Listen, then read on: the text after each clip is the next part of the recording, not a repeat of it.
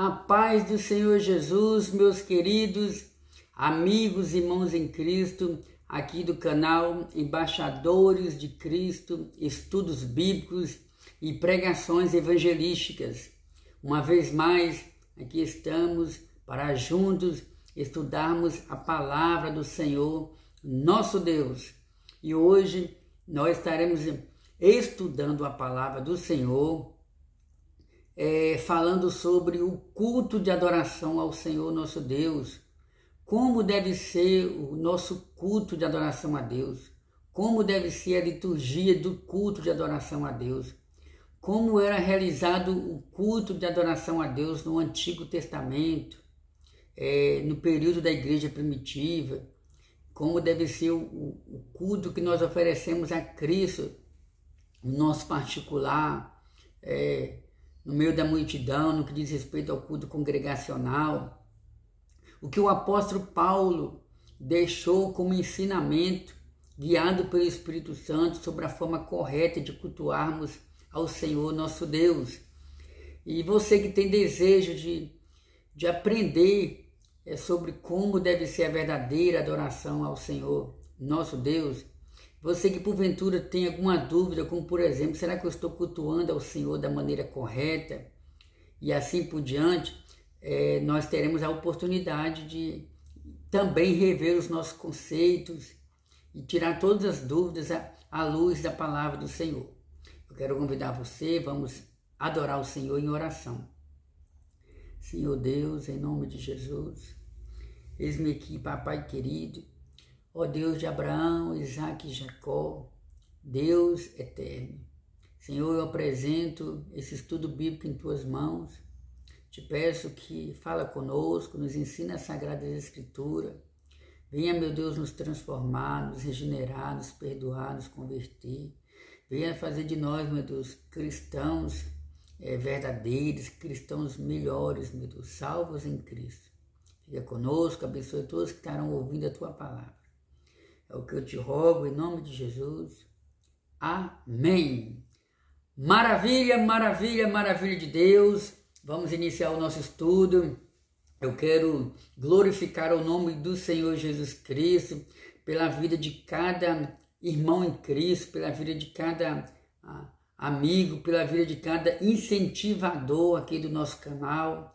Ultimamente, nós temos recebido novos inscritos aqui no canal e receba aí meu abraço fraternal, receba aí a minha gratidão por você ter se inscrito no nosso canal, por você estar apoiando, porque você que se inscreveu no nosso canal é porque você crê na palavra do Senhor, você crê em Jesus, você crê que o Evangelho, os ensinamentos de Cristo é a solução principal para transformar a vida do cidadão, a vida do ser humano e, sobretudo, trazer salvação e vida eterna no coração das pessoas.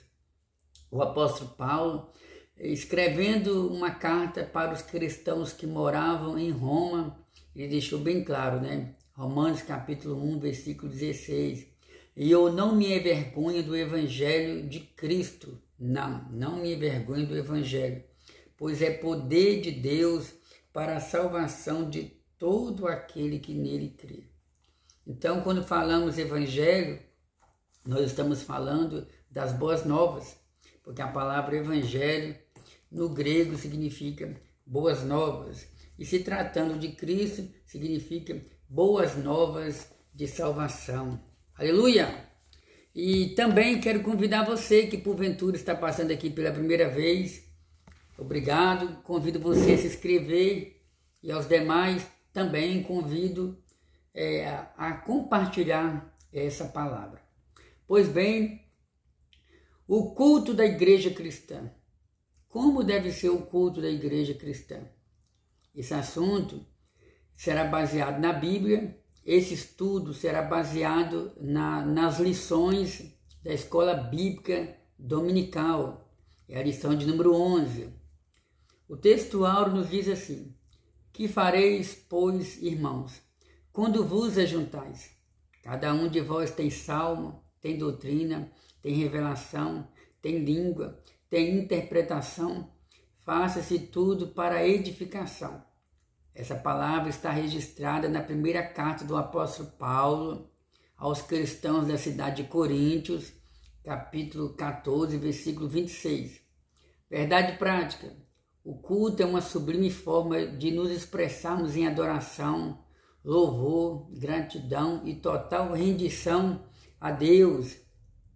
Aqui eu já quero dar uma pincelada, trazer uma breve reflexão.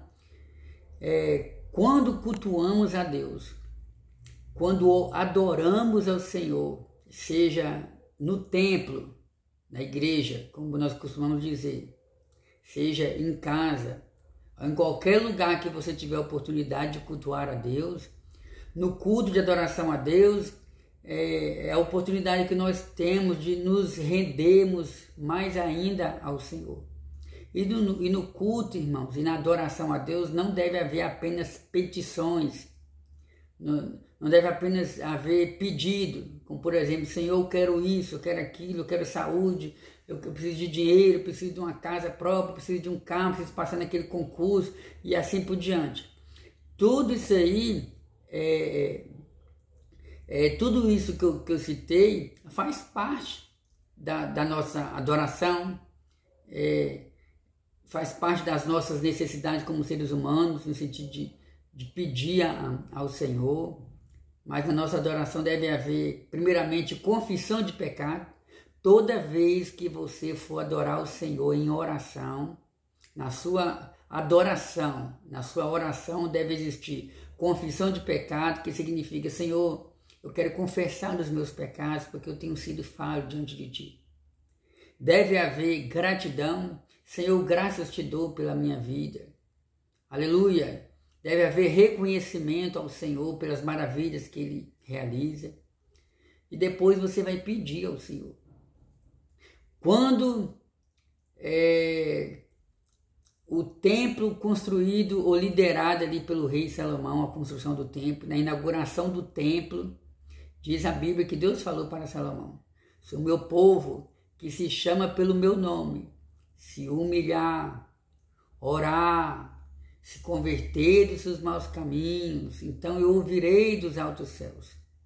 A gente vê aí alguns elementos que fazem parte da nossa adoração. Vamos já aqui adentrar para a nossa leitura bíblica em classe. A nossa leitura bíblica em classe se encontra na carta aos Efésios, capítulo 5, versículo 15 ao 21. Paulo escrevendo, portanto, não vou nem dizer Paulo escrevendo, porque eu teria que analisar aqui se foi Paulo quem escreveu, quem ditou, mas isso aí é o mínimo. É só uma referência para te mostrar que o apóstolo Paulo ele escreveu entre 12 a 13 epístolas, chamadas também de cartas. E algumas cartas são intituladas cartas das prisões, que foram cartas onde Paulo escreveu quando estava preso. Algumas cartas são intituladas cartas pastorais, que são cartas que o apóstolo Paulo escreveu direcionada a pastores, a líderes, a futuros obreiros. Essas cartas, elas estão ali em 1 e 2 Timóteo e também Tito.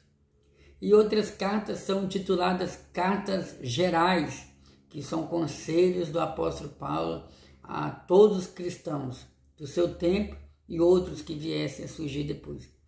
E todas essas cartas vieram da autoria do apóstolo Paulo, porém algumas cartas o apóstolo Paulo ele ditava, ele falava, ele expressava, e o seu escriba, né, ou chamado amanuense, né, ele escrevia aquilo que o apóstolo Paulo assim expressava, assim ditava.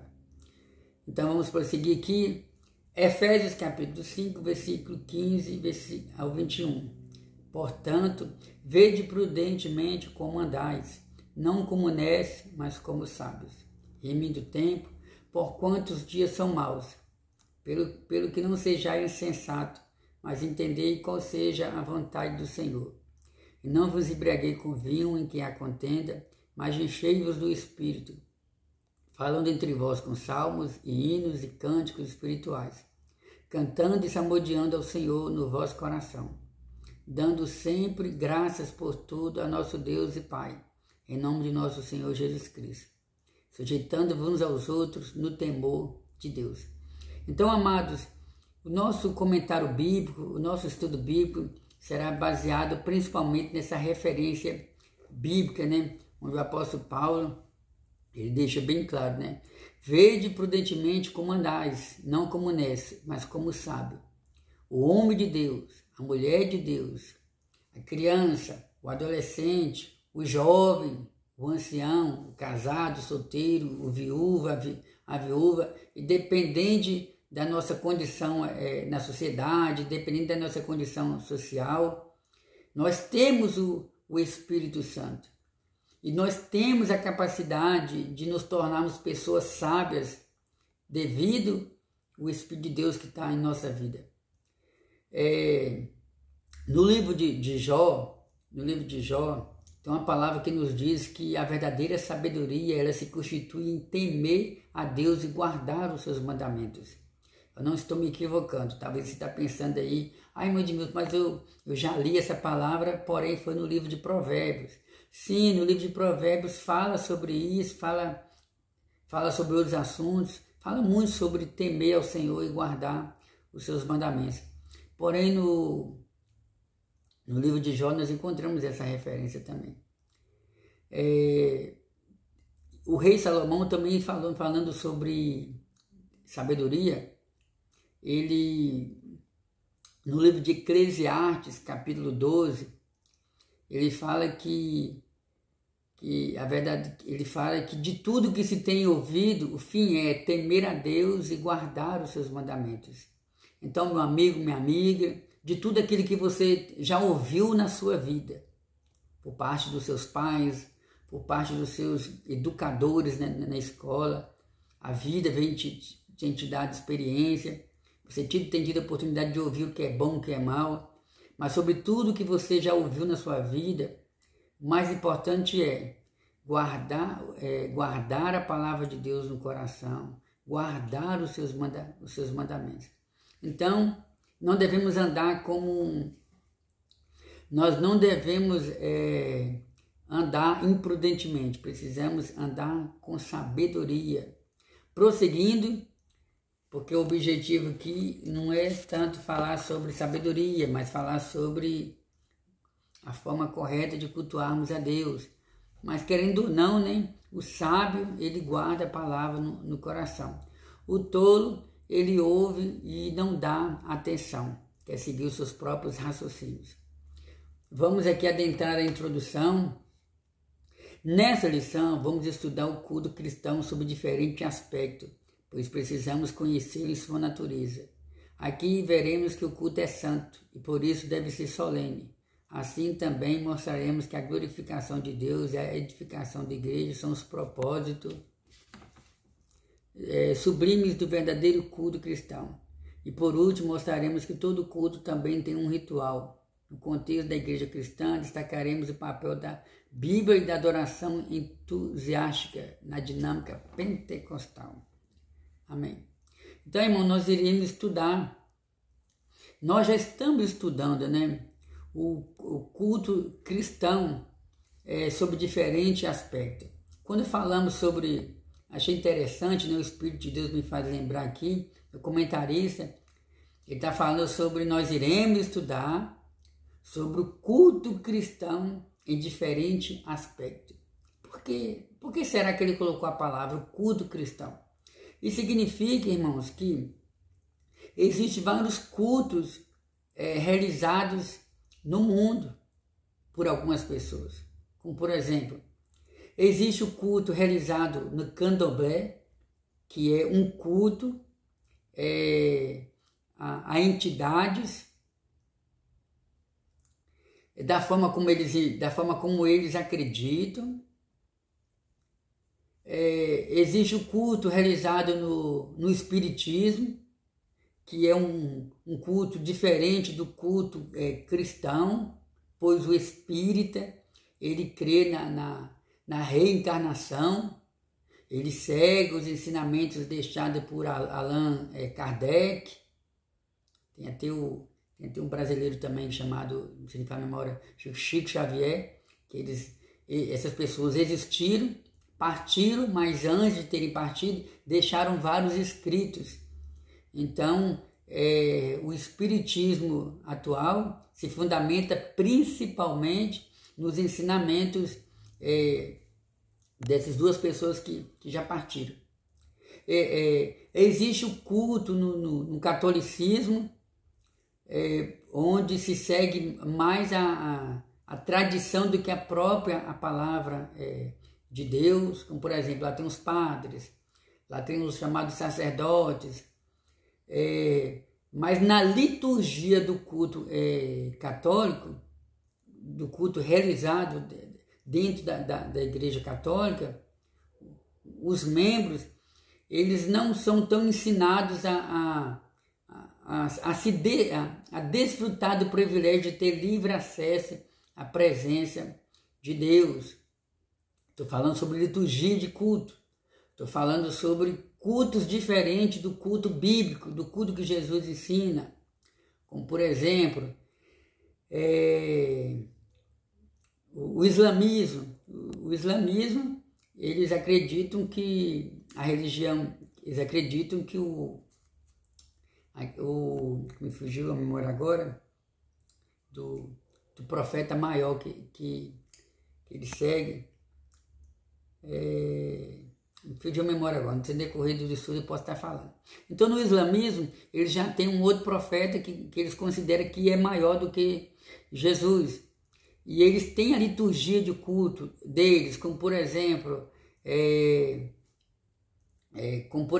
em determinadas horas do dia, eles são capazes de deixar qualquer coisa para irem entrar na chamada mesquita ou no lugar preparado lá para eles estarem cultuando a Deus, a qual eles chamam de Alá, e alegam ser o mesmo Deus dos judeus, o mesmo Deus do cristão, mas que muda apenas o nome. Sem contar outras religiões como o budismo, como o hinduísmo, lá na Índia mesmo, né? A Índia talvez seja o país onde se adora mais deuses no mundo. Agora eu não me recordo tanto, mas eu já estive acompanhando um tempo atrás, milhões. Na Índia é adorado milhões de deuses. E o pior, eu não sei nem dizer qual que é pior, se é o que eu vou falar agora ou se é essa totalidade de deuses.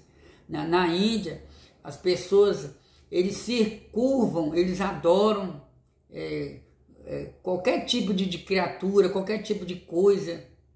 Como por exemplo, na Índia, eles adoram um rio, eles adoram as águas de um rio, eles alegam aquela água, uma água sagrada.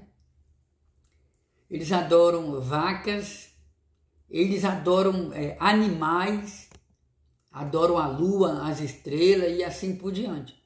Então, eles estão dentro daquilo que eles aprenderam. Estão na escuridão, sim, estão em trevas, sim, porque ainda não conheceram a verdade do Evangelho, a forma correta de adoração, de adorar a Deus. Deus tem trabalhado ali, Deus tem enviado missionários para aquele lugar. Porém, irmãos, a gente observa que o culto cristão é um culto totalmente diferente. Diferente por vários motivos, né? Como, por exemplo, tem cultos de adoração por aí, onde o indivíduo ele se corta por completo, onde muitas das vezes nesses cultos são sacrificados corpos, pessoas humanas, animais, como por exemplo galinhas. Então olha a forma de culto dessas religiões que são diferentes da forma do culto cristão. Então nosso estudo tem por finalidade mostrar a liturgia do culto de adoração a Deus. O apóstolo Pedro, ele escreveu uma carta dizendo que nós não fomos resgatados. Sabe uma pessoa quando quando uma pessoa é sequestrada? Tá? Você já viu na televisão várias vezes, né? ouviu, né?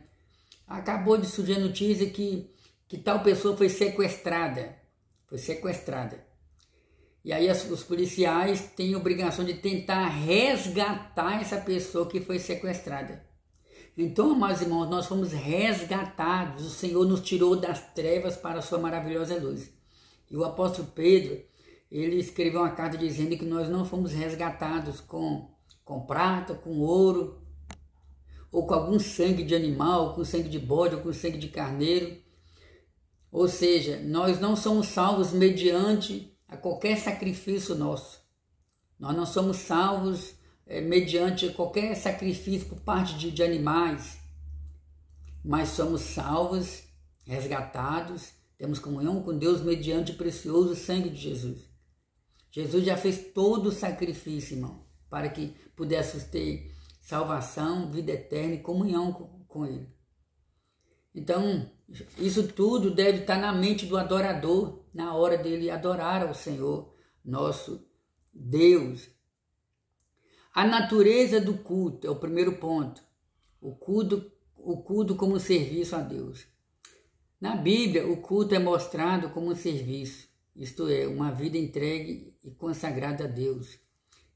Deuteronômio capítulo 6, versículo 13, está escrito assim: o Senhor teu Deus temerás, e a Ele servirás, e pelo seu nome jurarás. Então, amados, a natureza do culto, o culto como serviço a Deus.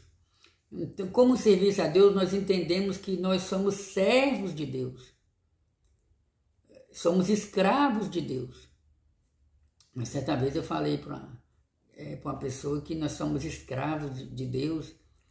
Essa pessoa até me entendeu mal, mas a palavra escravo, irmão, significa servo, ou a palavra servo significa escravo, tem o mesmo significado, é porque a gente mora aqui no Brasil, o idioma é diferente daquele que foi escrito, o Novo Testamento foi escrito no idioma grego, aí foi transladado, aí assim, foi interpretado, né, nosso idioma aqui como escravo, como servo. Então nós somos servos de Deus. Então o culto a Deus, ele envolve também um serviço, a prestação de culto ao Senhor nosso Deus. Nós adoramos ao Senhor, nós somos servos de Deus, nós somos escravos de Deus. Escravo nos tempos bíblicos era considerado um dos piores serviços que alguém poderia prestar. Teria que lavar os pés do seu senhor, servir a comida na mesa do seu senhor, deveria ser o último a se alimentar e assim por diante. Então, era uma posição humilhante. Porém, amados irmãos, dentro do contexto bíblico, é um privilégio para nós servir a Deus. É um privilégio para nós fazer a obra de Deus. É um privilégio para nós ajudar no evangelismo, ajudar a limpar a igreja, ajudar a limpar o banheiro, visitar os órfãos, visitar os que estão presos, visitar os doentes, visitar as viúvas, visitar os necessitados. Então o culto envolve também uma prestação de serviço ao Senhor nosso Deus. Em primeiro plano tem a ver com a atitude, olha só, em primeiro plano tem a ver com a atitude com a qual se cultua o Altíssimo, e em segundo plano com a forma como se cultua. Então aqui a gente vê que, falando de serviço ao Senhor, abrange outros aspectos também. Como por exemplo, em primeiro lugar tem a ver com a atitude com a qual se cultua o Altíssimo. Qual deve ser a nossa atitude na hora de adorar ao Senhor nosso Deus? Como deve ser a nossa postura diante de Deus? Quando eu falo de postura, eu não estou me referindo de postura física. Como, por exemplo, na Bíblia não existe nenhum mandamento correto como você deve, em qual posição você deve estar na hora de cultuar a Deus. Você pode cultuar a Deus, dependendo do contexto, da situação, você pode cultuar a Deus em pé, sentado, como por exemplo, dentro do ônibus, ali em pensamento falando com Deus. Então existem várias formas, como por exemplo a oração. Você pode orar de joelho, você pode orar sentado, você pode orar em pé, você pode orar caminhando, você pode orar em voz alta, você pode orar em silêncio. Então, o que manda diante, o que Deus observa na vida de um verdadeiro adorador é o que está dentro do seu íntimo. Lembrando que existe caso e casos, primeiro. Segundo, que a nossa postura é de acordo com o contexto em que nós estamos atuando, adorando ao Senhor. Como por exemplo, vamos supor que eu cheguei na igreja e o culto já iniciou. E eu não tenho mais tempo de tirar, vamos supor, meia hora de oração. Então, querendo ou não, eu vou orar pouco tempo, sentado, vou ali adorar o Senhor e vou orar ao Senhor. Mas se eu cheguei na igreja com tempo suficiente para orar, a obrigação minha é dobrar o joelho e falar com o Senhor, nosso Deus. E o que toca o coração do Senhor são as nossas intenções. Eu costumo dizer aquilo que eu aprendi e também está como base na Bíblia, irmão. O nosso culto, ele não começa na igreja. O culto de adoração a Deus, ele começa logo cedo quando acordamos, ou no decorrer do dia, e no máximo na nossa casa. Quando digo cedo, porque às vezes a gente acorda pensando, hoje tem culto, hoje eu preciso me organizar, eu preciso organizar minha agenda para fazer o possível para estar lá no templo. E aí você vai trabalhando e vai olhando as horas, isso eu tenho que ajeitar para mim tentar chegar na igreja mais cedo. Então, aí tem aquela preocupação de você querer aproveitar o mais possível para estar cultuando ao Senhor. Aí você chega na sua casa, aí você vai se organizando e vai coloca um louvor e vai ouvindo louvores enquanto você vai se organizando, e aí você é movido a ir para a igreja para adorar a Deus. Então a gente deve ir para a igreja cultuar a Deus, irmãos, com sentimentos que agradam ao Senhor. Nós não devemos ir para o templo com intenções diferentes, como por exemplo, eu vou para a igreja porque se eu não for, o meu líder vai puxar minha orelha, a líder de oração vai querer ligar para mim, o líder de mocidade vai querer saber se eu estou vivo, o que aconteceu comigo, eu tenho que ir, mas sobretudo a gente tem na mente, eu vou porque eu preciso de Jesus. Eu vou porque Jesus morreu por mim. Eu vou porque eu necessito me encher com o Espírito Santo. Eu vou porque eu sou responsável pela minha salvação, responsável entre aspas, responsável em qual sentido? Primeiramente, Jesus morreu por nós. Responsável no sentido que eu e você precisamos perseverar até o fim. Perseverar até o fim. Temos o exemplo a forma de cultuar a Deus. Né? Tem um exemplo lá de Caim. Caim e Abel foram os primeiros filhos de Adão e Eva. Caim não era no seu culto não havia uma qualidade. No seu culto não havia intenções erradas. Inclusive ele aborrecia o seu irmão Abel, ele matou o seu irmão Abel, porque Deus aceitou a oferta de Abel e rejeitou a oferta de Caim. Mas Deus rejeitou não foi por causa daquilo que eles colocaram no altar. Não foi por causa da oferta material. A princípio, Deus rejeitou a oferta de Caim, porque Deus olhou primeiramente para a sua alma, para o seu coração. E Deus também olhou para o coração de Abel. Então, amados irmãos, antes de Deus olhar para aquilo que a gente traz para a igreja, vamos supor que você trouxe um valor alto de dízimo, um valor alto de oferta, ou uma oferta alçada, ou um voto, coisa desse tipo, ou vamos supor que você está disposto a fazer alguma doação para a igreja, uma cesta básica, uma tinta para pintar a igreja, coisa desse tipo. Antes de Deus olhar para aquilo que você está trazendo em suas mãos, Deus primeiramente olha para o nosso coração, para nossas intenções. Por que leio a Bíblia? Por que escuto louvor? Qual é o motivo que me leva a dizimar, a ofertar?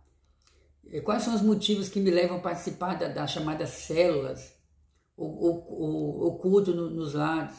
Então nós somos envolvidos pela presença de Deus mediante a graça dele, e o Senhor recebe o culto de adoração a ele quando partimos de um coração quebrantado diante do Senhor. Amém? Vamos prosseguir aqui, então, falando sobre o culto, né? O culto, portanto, expressa uma combinação de obediência à palavra de Deus e a forma ritual como essa adoração acontece. O livro de Atos dos Apóstolos, por exemplo, mostra a adoração no contexto do culto cristão. Atos 13, versículo 1 ao versículo 4, né? A palavra do Senhor nos diz, né? Eu acho que é aquele texto bíblico que fala sobre a igreja de Antioquia. É isso mesmo, né? E na igreja que estava em Antioquia havia alguns profetas e doutores, a saber, Barnabé, Simeão, chamado Níger, Lúcio, Cirineu, Manaém, e servindo eles ao Senhor, jejuando, disse o Espírito Santo, apartai-me a Barnabé e a Saulo para a obra que os tenho chamado. Então, no livro de Atos dos Apóstolos, nós temos o exemplo de como deve ser o culto de adoração a Deus. Um dos primeiros exemplos, ou seja, no culto de adoração a Deus ali na cidade de Antioquia, estavam ali profetas, doutores, mestres, os apóstolos, inclusive Paulo e Barnabé, e eles estavam ali em comunhão, orando ao Senhor, jejuando, invocando o nome do Senhor, que está escrito aqui no versículo 3, então jejuando e orando e pondo as mãos sobre eles, despediram. Então, naquela ocasião, naquele momento de comunhão em que eles estavam adorando ao Senhor, o Espírito Santo falou. O Espírito Santo bradou e falou: separai para mim Paulo e Barnabé para a obra que eu vos tenho chamado. Isso prova que quando estamos ali em comunhão, orando, clamando, exibimos a palavra de Deus, Deus dá a devida direção para realizarmos a obra do Senhor. Deus direciona a nossa liderança sobre decisões importantes, sobre consagração, separação de obreiro ou de obreira, para não correr o risco de consagrar, de separar quem não tem a devida vocação, a chamada especial da parte do Senhor. Enquanto os cristãos serviam, isto é, cultuavam o Senhor, o Espírito Santo separou. Prosseguindo, segundo ponto, o culto deve ser solene. Por solene, nos referimos ao que traz respeito e é majestoso. Ou seja, no culto de adoração a Deus deve haver respeito ao Senhor nosso Deus. Irmão, quantos cultos, chamados cultos bizarros, estão acontecendo por aí? Cultos, liturgias de cultos sem nenhuma base bíblica, sem nenhum ensinamento à altura. Cultos onde tem hora para começar, mas não tem hora para terminar. Ah não, o Espírito Santo está falando, o Espírito Santo está revelando. O culto está muito bom. Irmãos, mas acontece que a Bíblia fala que tudo com decência e ordem. É necessário saber que nem todos que estão no culto, tem crentes que estão no culto que não vão trabalhar no outro dia, aí não tem uma preocupação maior sobre ele. Mas tem outros que já tem horário para ir para casa descansar, para ir trabalhar no outro dia. Segundo, às vezes o irmão está ali, tá ali no culto arrastado, porque trabalhou muito durante o dia e precisa ir embora na hora certa para descansar. Tem visitantes na igreja, porque não é todo dia que está só os irmãos ali da igreja. Tem pessoas tem irmãs que são crentes, mas os seus esposos não são cristãos, e tem esposo que ainda não conhece a verdade, que são rígidos, que já combinam com a esposa. Você vai, mas quando for 9h30, já é para você estar aqui dentro de casa. Ou quando for 9h15, já é para você estar chegando aqui em casa. Então isso tudo deve ser analisado pela liderança ou por quem estiver organizando o culto. Então, tudo isso deve ser combinado com a igreja. Como, por exemplo, irmão, nós vamos começar o culto hoje mais tarde. Vamos começar o culto hoje 8 horas para a gente terminar 10 horas. Um exemplo. O que vocês acham de a gente começar 8 e terminar 10? Ou começar 6 e terminar 8? Eu não digo uma vez ou outra, ainda vai. Agora, todo dia tem muitos cultos aí, irmãos, que não existe uma liturgia à altura, não existe uma organização à altura, não existe um respeito a Deus, porque Deus é sério. Deus gosta de limites, Deus gosta de respeito, respeita Ele, respeita a sua palavra, para a gente não cairmos em descrédito diante da sociedade, diante do nosso próximo. Devemos respeitar aquilo que Deus ordenou, como por exemplo, no livro de Êxodo, capítulo 5, lá fala sobre o tabernáculo. O tabernáculo, Deus mandou que fosse construísse o tabernáculo, né? O tabernáculo, ele tinha aproximadamente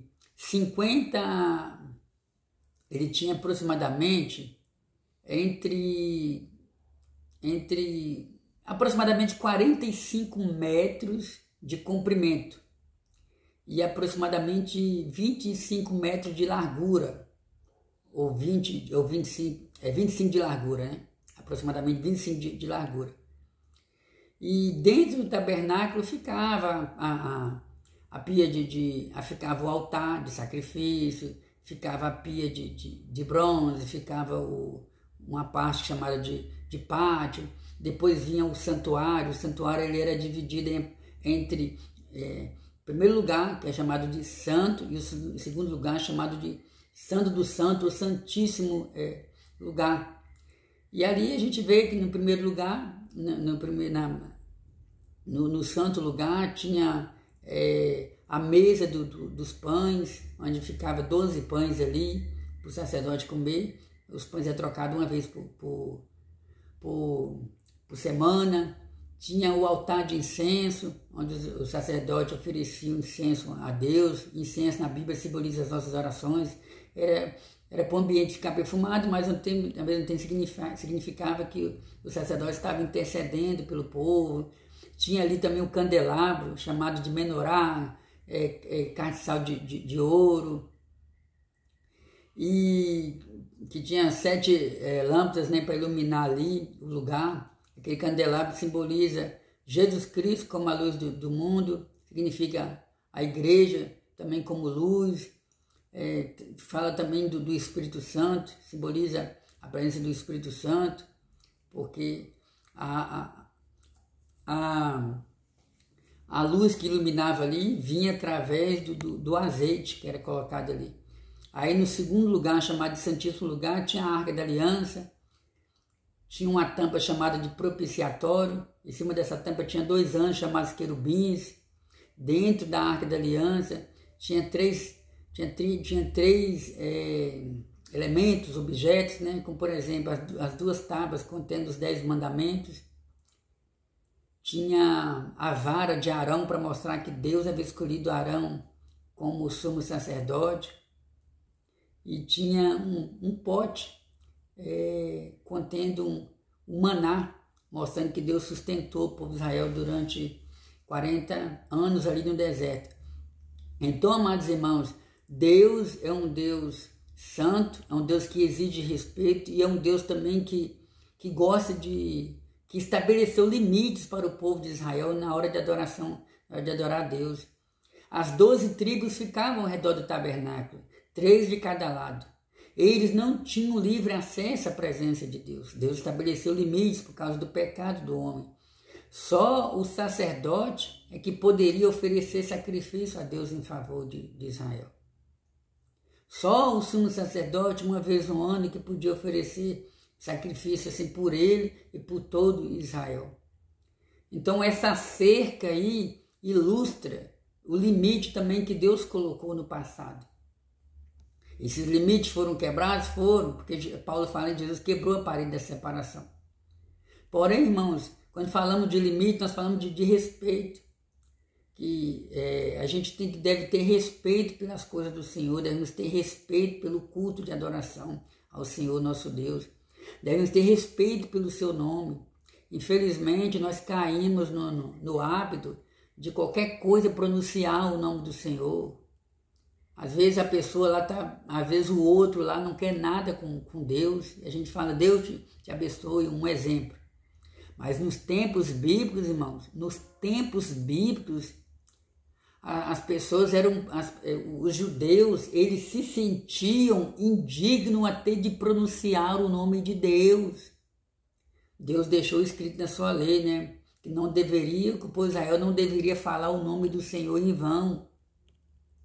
Jesus Cristo até deixou bem claro, não jureis nem pelo céu, nem pela terra, nem pelo cabelo das vossas cabeças, que não deveríamos fazer falso juramento, que não deveríamos falar o nome do Senhor em vão. Até hoje, irmãos, até hoje, os judeus atuais, eles procuram várias formas de pronunciar o nome de Deus de uma maneira assim, bem respeitosa. Ora, às vezes nem pronuncia. Há quem diga que, na mente dos judeus, há quem diga que o nome de Deus ele é impronunciável, de tão respeitoso que ele, de tamanho é o respeito que há na mente deles pelo nome de Deus. Então o nome de Deus é santo, a gente tem que tomar muito cuidado. Aleluia! Então vamos avançar aqui que o tempo não espera. Isso significa que tanto o conteúdo como a natureza de se cultuar são importantes. Vamos ver o que está escrito aqui em Eclesiastes, capítulo, tem uma referência aqui, Eclesiastes, capítulo 5, versículo 1. Guarda o teu pé quando entrares na casa do Senhor teu Deus. Vou repetir, Eclesiastes, capítulo 5, versículo 1. Talvez você já ouviu essa palavra, né? Se não ouviu, vai ouvir hoje. Guarda o teu pé quando entrares na casa de Deus, e inclina-te mais ao ouvido que a oferecer sacrifício de tolo, pois não sabem que fazem mal. Olha que palavra, irmão. Olha que mandamento, olha que conselho, olha que doutrina da parte de Deus. Doutrina é isso aqui, irmão. Doutrina é isso aqui também. Doutrina, ela tem respaldo tanto no Antigo quanto no Novo Testamento. Há quem diga que para que um conselho ou uma norma se tornar doutrina ou mandamento, deve ter pelo menos entre 5 a no mínimo 8 versículos, juntando o Velho e o Novo Testamento, para a gente ter uma base. Então, isso aqui é um conselho, isso aqui é um mandamento. Ou seja, quando entramos na casa do Senhor, irmão, a gente tem que ter o máximo de respeito. Guarda o teu pé quando entrares na casa do Senhor, teu Deus. Ou seja, vamos tentar esquecer aquilo que nós não conseguimos fazer durante o dia. Vamos guardar o nosso pé. Segundo, vamos fazer o possível para a gente não ficar andando tanto na hora do culto. Hoje em dia é normal muitos de nós querer tirar uma foto na hora do culto, querer filmar na hora do culto, porque a gente fica impactado com a palavra, a gente fica impactado com o louvor e a gente quer compartilhar depois o que Deus fez. Mas o bom é termos sabedoria para não usar, ou se tiver de usar, ter o máximo de prudência, não ficar o tempo todo só filmando o culto. Que querendo ou não, a gente quer divulgar o culto de adoração a Deus, que a gente quer divulgar a palavra de Deus, a gente quer que outras pessoas venham conhecer a palavra de Deus. Mas a gente tem que ter o máximo de prudência, a gente tem que fazer o possível para não fazer com que as nossas atitudes e o nosso comportamento chame mais atenção de quem está na igreja do que a própria palavra de Deus. Ouça bem, eu não estou falando que é proibido você filmar o culto. Que inclusive tem cultos que eu costumo filmar 1 minuto, 2 minutos, tirar umas 3 fotos, por exemplo. Me faço o possível para não chamar tanto atenção. Mas o que eu estou querendo ensinar é que a gente não deve ter exagero no nosso comportamento na hora de adorar a Deus. e devemos fazer o possível para nossas atitudes no culto não chamar mais a atenção do pecador do que a própria palavra de Deus. Como, por exemplo, quando uma irmã vai com uma roupa inadequada para o culto, querendo ou não, quem está na igreja acaba tirando a sua atenção da palavra, dos louvores, e acaba, assim, de uma certa forma, ficando, às vezes, horrorizado com determinado comportamento. Um irmão, por exemplo, que veste uma roupa inadequada, uma calça bem apertadinha, um exemplo aqui. Então a gente tem que ter o máximo de cuidado para não deixar que as nossas atitudes na hora do culto, muitas idas ao banheiro, muitas idas ao bebedouro, isso tudo, irmão, acaba influenciando, às vezes acaba atrapalhando o irmão de cultuar a Deus. Eu estou falando do básico do básico, o básico do básico.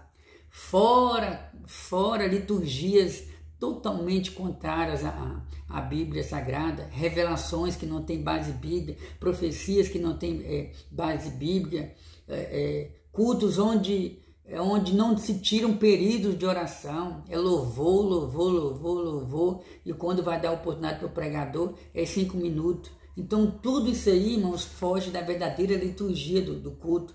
Paulo falou para Timóteo: pregue a palavra, pregue a tempo e fora de tempo.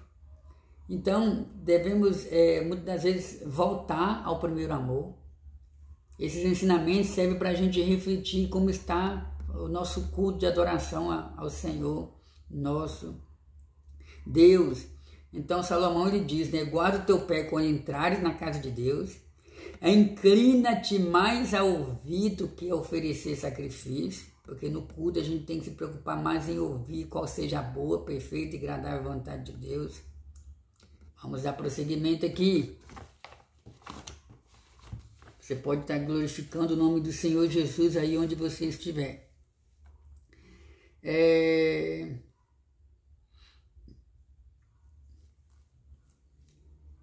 Por isso, de significado nem realizado de qualquer jeito. Cadê?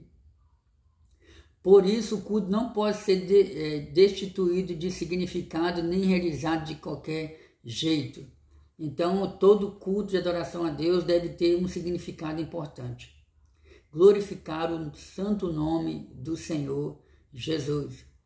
Paulo, ele escreveu dizendo: irmãos, quando vós se reunirem, se alguém tem salmo, tem doutrina, tem revelação, tem profecia, faça-se tudo para a glória do Senhor.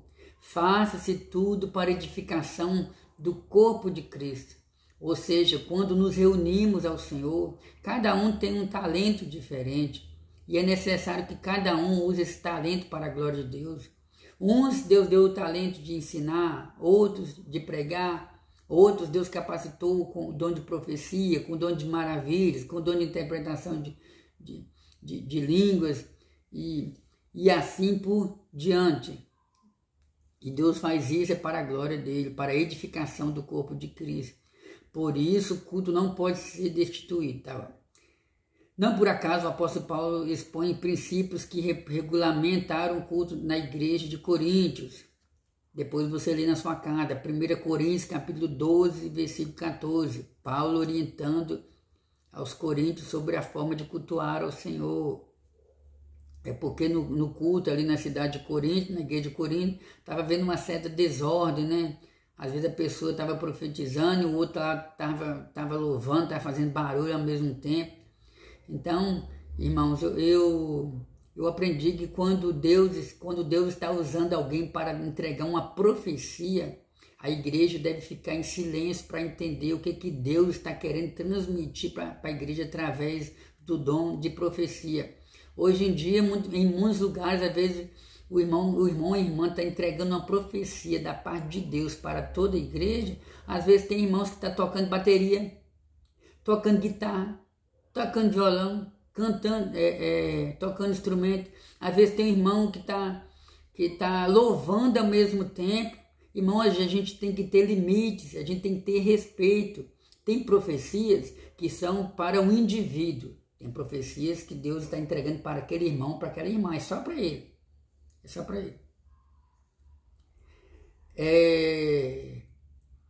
Mesmo assim não deve haver barulho. E tem profecias que é para toda igreja. Como por exemplo, de repente Deus toma alguém em profecia e fala assim, diz o Senhor. Então, irmãos, inclusive os profetas do Antigo Testamento, para mostrar que a palavra não era deles, eles costumavam dizer, assim diz o Senhor. Aleluia! O culto é santo. Nós vamos ter que adiantar um pouquinho aqui, né? Agora vamos para o terceiro ponto. Nós já falamos sobre o culto deve ser solene, o culto como serviço a Deus, o culto é santo. A santidade de Deus é afirmada por toda a Bíblia. Sede santo como eu sou santo. Deus é perfeito. Deus é uma personalidade única. Aleluia. Pedro deixou bem claro, né? Sede santo, diz o Senhor, né? Diz sede santo porque eu também sou santo. Está escrito na primeira carta do apóstolo Pedro, capítulo 1, versículo 15, 16. Isaías 43, versículo 3. Visto que Deus é santo, o culto também deve ser santo. Dessa forma, nada que fosse profano deveria fazer parte do culto e da vida de quem o praticava no Antigo Testamento. Assim, o limite entre o santo e o profano deveria ser mantido. Por outro lado, o Novo Testamento também põe em destaque o viver cristão na esfera do culto. Isto é, de uma vida a serviço de Deus. A igreja é o espaço sacro onde o culto acontece. Assim como no Antigo Testamento, o culto cristão também não deve ser profanado. Nesse caso, tanto a conduta como o modo de viver são levados em conta na esfera do culto. Então, irmãos, nós cultuamos a Deus também com o nosso corpo, com as nossas atitudes. O apóstolo Paulo, ele escrevendo a carta aos Romanos, no capítulo 12, versículo 1, rogo-vos, pois, irmãos, pela compaixão de Deus, que apresentei o vosso corpo em sacrifício vivo, santo e agradável a Deus, que é o vosso culto racional. E não vos conformeis com esse mundo, mas transformai-vos pela renovação do vosso entendimento, para que experimenteis qual seja a boa, agradável e perfeita vontade de Deus. Então, amados irmãos, o culto ao Senhor deve ser um culto santo. Paulo fala que o nosso corpo ele é santo. Paulo fala que nós devemos apresentar o nosso corpo ao Senhor como instrumento de adoração, como algo santo aos olhos do Senhor. Você sabia que nós cultuamos a Deus com o nosso corpo no dia a dia? Antes de chegar na igreja, nós cultuamos a Deus de que forma? Renunciando o pecado. Quando você renuncia o pecado, você está demonstrando que o seu corpo é santo, que o seu corpo é templo do Espírito Santo e que você não quer profanar o corpo que é templo do Espírito Santo com imundícias, com uma comida imprestável. A comida do mundo, eu não estou me referindo a feijão, arroz, carne, não. Eu falo dos cardápios que o diabo sempre prepara coisas que agradam a carne, agradam os olhos, né? Mas são alegrias passageiras. Não troque aquilo que Deus te deu por um simples momento de prazer, por um momento rápido que vinha saciar os seus olhos, seus braços, seu corpo, a sua carne. Não perca, não troque a eternidade com Deus por um momento de prazer. O seu corpo é santo. E o comentarista ele diz, né, que a santidade de Deus é afirmada por toda a Bíblia. Ou seja, do livro de Gênesis ao último livro de Apocalipse, nós encontramos várias referências, né? Lá no livro de Êxodo, quando Deus entregou o mandamento para Israel através de Moisés, primeiro versículo a gente vê lá, né? Ouve Israel, eu sou o Senhor vosso Deus. Não tereis outro Deus diante de mim. E aí Deus fala, né, que Ele é santo. Na oração do Pai Nosso, Jesus ensinou, né? Santificado seja o teu nome. O nome do Senhor, Ele é santo. Quando falamos que o culto ao Senhor começa também, nós cultuamos a Deus com o nosso corpo e se fala de santidade. Quando você ora, quando você jejua, quando você veste uma roupa que agrada o Senhor, você está santificando o seu corpo. e você também está cultuando a Deus através do seu corpo. Quando nós estamos nos preparando, porque o cristão, irmão, independente de qual igreja que for, independente de qual igreja que for. Ah, mas a igreja tal lá não proíbe usar isso, na igreja tal não proíbe usar aquilo, na igreja que eu visitei pode usar isso. Mas o que a Bíblia fala a respeito daquele assunto? Você deve ir pelo que a Bíblia fala sobre aquele assunto. A Bíblia, ela não tem um padrão 100% exato sobre, como é que eu posso dizer, sobre o modelo de roupa que a pessoa deve usar. Se a mulher, por exemplo, né? Porque esse assunto quase sempre envolve as mulheres. Lá não tem um padrão exato sobre o homem por toda a vida como cristão deve usar só calça.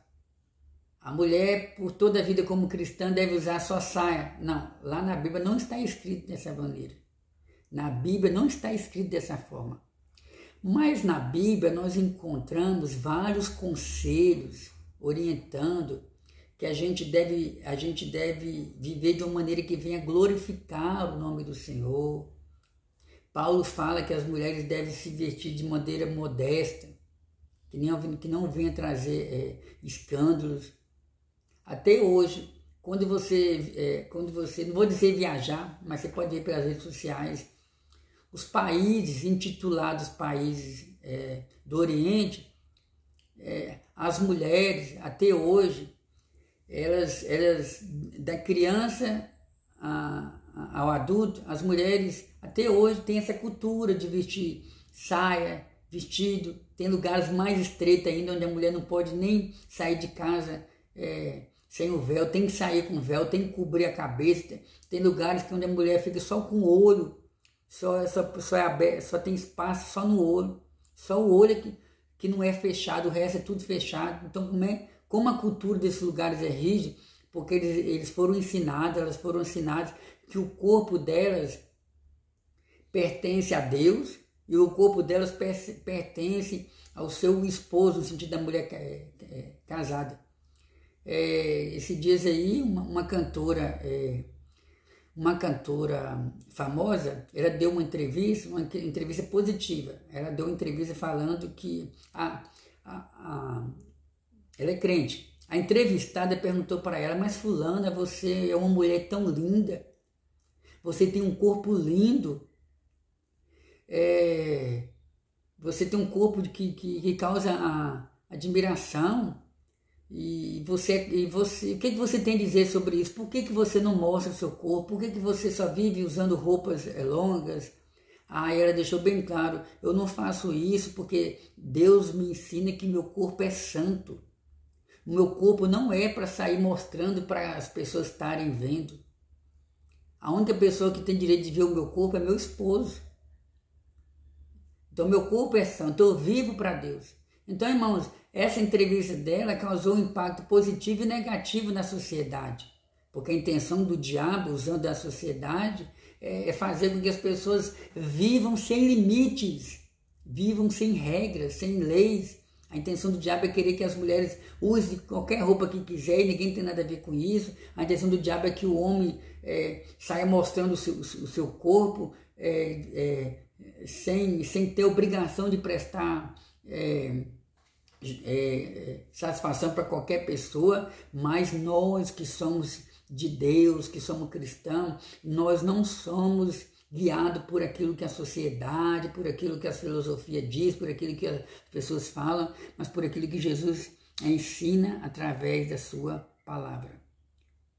O nosso corpo é santo e nós devemos ter muito cuidado na hora de cultuarmos ao Senhor. Então, Deus deixa bem claro: deve haver um limite entre o santo e o profano. Então, vereis a diferença. Está no livro de Malaquias: então vereis a diferença entre o que serve a Deus e o que não serve a Deus. Não esqueça, nós cultuamos a Deus também através do nosso corpo. cultuamos a Deus na hora de falarmos. O cristão deve ter cuidado na hora de falar. Tem cristão que tudo que vem na mente ele coloca para fora. Não mede. Vamos orar, Senhor. Senhor, me faz medir as consequências da minha palavra. Não deixe que eu venha falar alguma palavra que venha tirar alguém da sua presença, Senhor. Mas que eu venha falar palavras que venham trazer glorificação para o seu nome através dos meus lábios. Então nós cultuamos a Deus através do nosso olhar, através do que falamos, através da nossa boca, através dos membros do nosso corpo. Já deu para você entender. Irmãos, isso aqui vai muito além, muito além. A palavra do Senhor tem respostas para muita coisa. Às vezes a gente fala, né? A palavra de Deus tem resposta para tudo, mas tem coisas que Deus só vai revelar na eternidade se assim Ele quiser. Tem uma palavra, tem um texto na Bíblia Sagrada, no Antigo Testamento, está em um dos livros do Pentateuco, né? Lá está escrito que as coisas reveladas são para nós, seres humanos, e as não reveladas são para o Senhor. Segundo ponto, vou ser bem breve aqui devido ao tempo também, porque o assunto está muito gostoso, às vezes a gente estipula um tempo para o nosso estudo, né? Mas aí a gente vai meditando em várias passagens bíblicas, a gente vai se sentindo inspirado, ora, quando não é inspirado, às vezes a gente meio que sente prazer de estar tocando, falando daquele assunto, sabe? Que eu tenho que saber diferenciar, que há tempo para tudo. O propósito do culto, se você tiver vontade de conhecer um pouco mais a palavra de Deus, você vai ler sua Bíblia aí, você vai estar acompanhando outros estudos nos canais aqui do YouTube, vai acompanhando nossos estudos também que já temos gravado. O propósito do culto, glorificar a Deus. Guarde na sua palavra, na sua mente.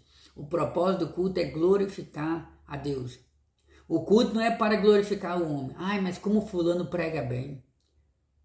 Mulher, você viu como Bertana glorificou a Deus? Você viu como ela cantou hoje? Quando ela cantou hoje, a igreja pegou fogo, a igreja foi incendiada, a igreja foi renovada. Olha, temos que ter bastante prudência.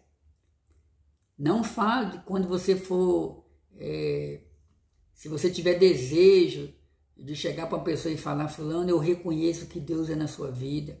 Reconheço que você é um pecador como eu, mas eu também reconheço que Deus te chamou.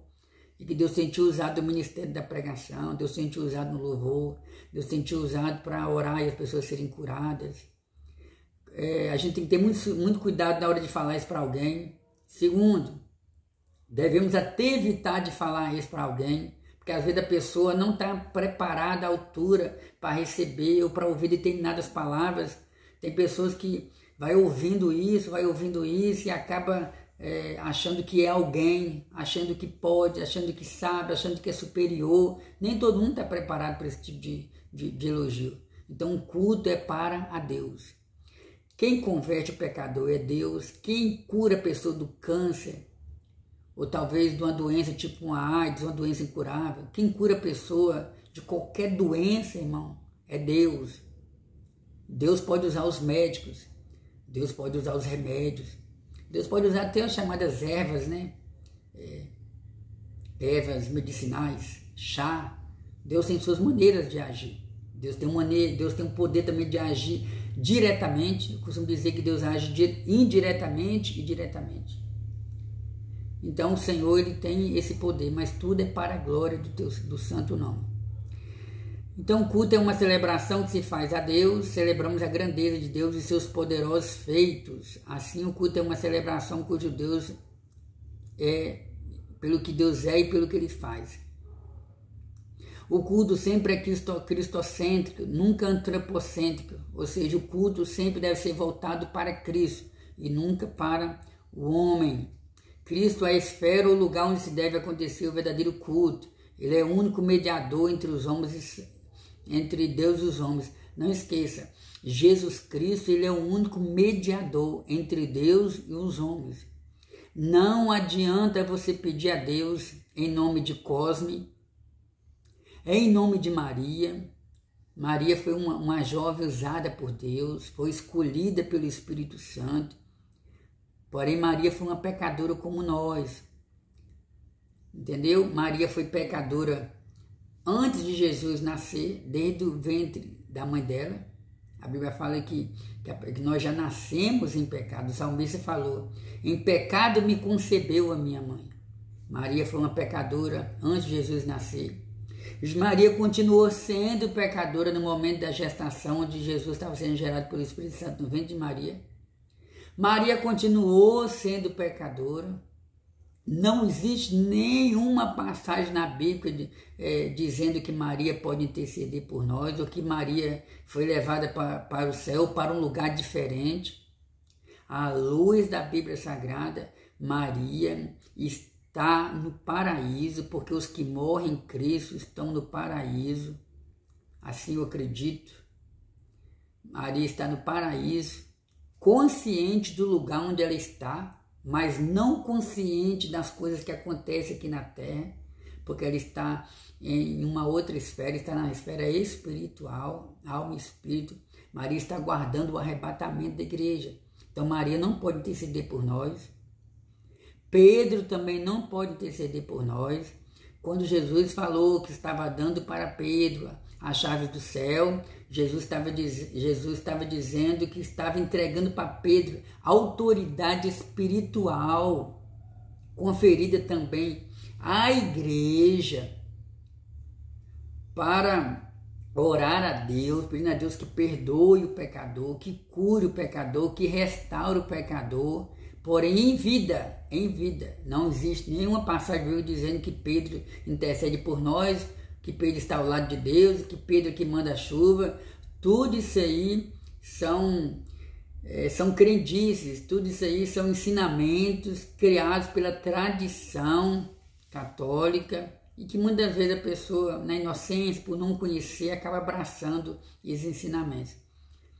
O apóstolo Pedro, em Atos dos Apóstolos, ele diz que debaixo do céu só existe um nome dado entre os homens pelo qual importa que sejamos salvos. O nome dele é Jesus. O apóstolo Paulo, escrevendo aos crentes de Filipenses, ele diz: irmãos, tede em vós o mesmo sentimento que houve também em Cristo Jesus, que sendo Deus não teve por usurpação ser igual a Deus, mas aniquilou-se a si mesmo, tomando forma de servo, e fez-se escravo, por nós. Jesus veio morrer por nós, ele veio na forma de homem. João, no capítulo 1, ele diz que no princípio era o Verbo, e o Verbo era Deus, e o Verbo se fez carne e habitou entre nós, tabernaculou, veio fazer morada em nós. Paulo, escrevendo para Timóteo, ele diz para Timóteo, porque há um só mediador entre Deus e os homens, Jesus Cristo, o justo. O apóstolo João, ele escreveu 5 livros, o Evangelho que leva o nome dele, o livro de Apocalipse, e escreveu 3 epístolas. E em uma das epístolas ele diz, filhinhos, não pequeis. E se alguém pecar, nós temos um advogado para com o Pai, Jesus Cristo, o justo. Aleluia! Então, Jesus Cristo está sentado ao lado de Deus, ele é o único que pode interceder por nós. Então, o culto deve ser cristocêntrico.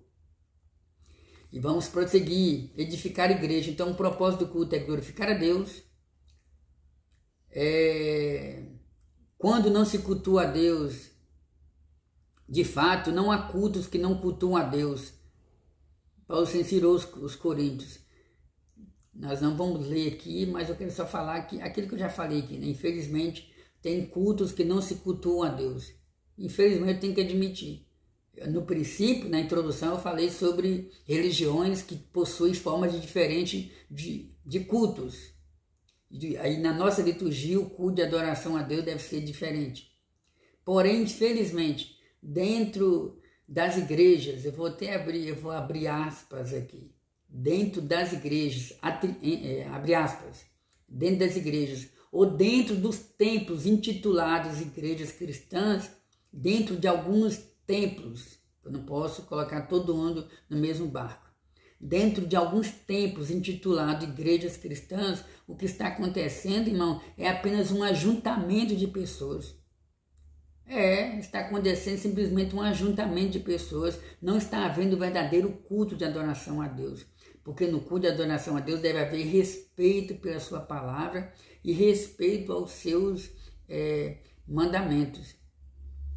Então, quando não se cultua a Deus da forma correta, acaba virando uma bagunça e trazendo escândalo para a obra do Senhor. Não há tempo para a gente comentar detalhes sobre isso e trazer referências bíblicas, mas deu para você entender. Edificar a igreja, o propósito do culto é edificar a igreja. Nós somos edificados quando adoramos ao Senhor. Um dos propósitos principais do culto é trazer edificação à igreja. Assim, na esfera do culto, tudo deve buscar edificação.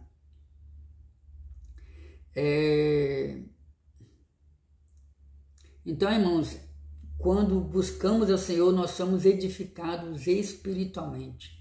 Nós crescemos na fé, nós crescemos na graça, nós crescemos no conhecimento da palavra do Senhor. Lembrando que a palavra do Senhor ela não vem para nós apenas para nos consolar.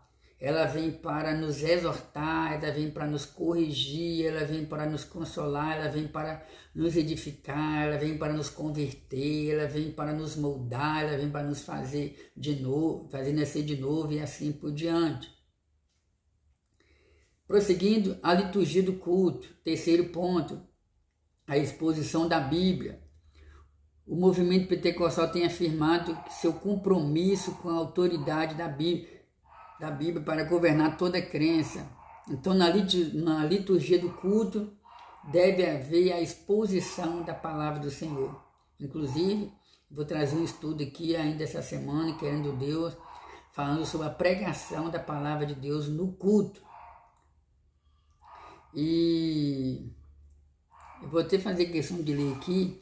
Dessa forma, os pentecostais viram a necessidade de julgar o mérito de todo o ensino, manifestações espirituais e conduta. À luz da palavra objetiva e revelada de Deus, a Bíblia, esse fato mostra que a leitura e a exposição da Bíblia deve ocupar o lugar de primazia na dinâmica da liturgia do culto. Então, no culto de adoração a Deus, deve haver a primazia da palavra. A palavra deve ocupar o primeiro lugar.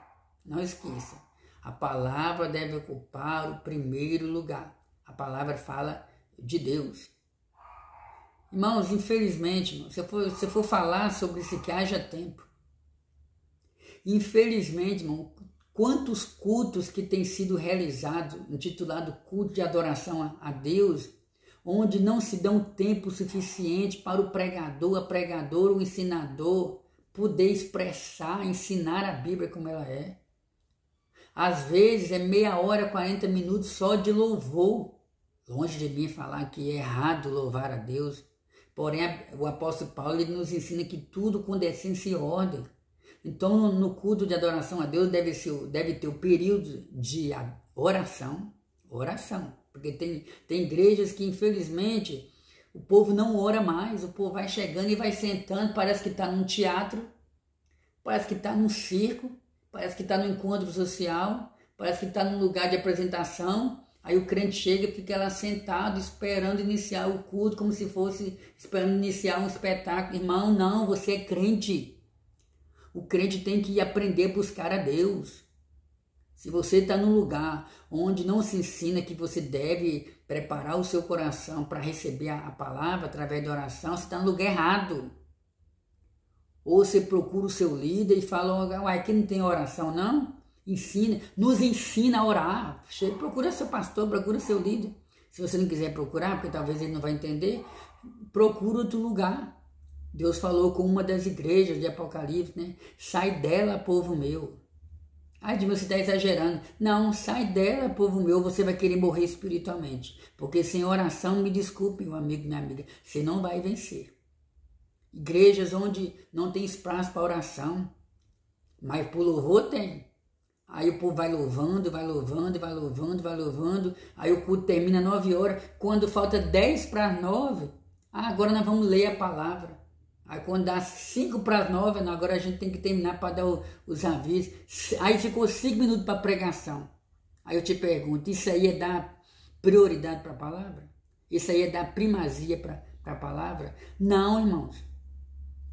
Se tem um momento no culto que nós somos aquebrantados, porque a Bíblia, alguém usou dizer uma frase e eu assino embaixo e concordo. Alguém falou uma frase que diz assim, eu li a Bíblia e encontrei vários erros. Para por aí. Eu li a Bíblia e encontrei vários erros. Aí quem não termina de ler a Bíblia já pensa assim, os ignorantes, por exemplo, os incrédulos, perseguidores. Tá vendo aí?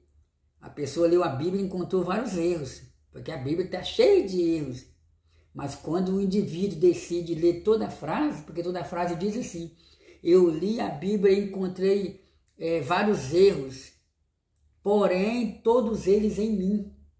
Ou seja, li a Bíblia e encontrei todos os erros, mas não foram erros na escrita, não foram erros na Bíblia, não foram erros nos ensinamentos. Eu li a Bíblia e encontrei vários erros, mas não foi na Bíblia, foi em mim, porque a Bíblia me mostrou que eu sou pecador, sou ignorante, sou incrédulo, sou inimigo de Deus, estou nas trevas, produzo frutos da carne, tenho inimizade, só penso em prostituição, só penso em pecado. Então a Bíblia me mostrou vários erros, porém em mim. A Bíblia é como se fosse um espelho. Quando você vai, isso aqui é só uma ilustração.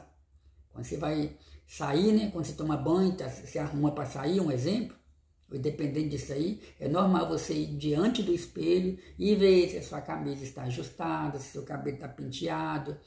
Então o espelho reflete como você está. Então quando nós chegamos diante da Bíblia, a Bíblia como um espelho, no sentido, ela vai mostrar para nós que nós precisamos mudar de vida, precisamos nascer de novo, que o caminho que a gente está é um caminho que conduz à perdição.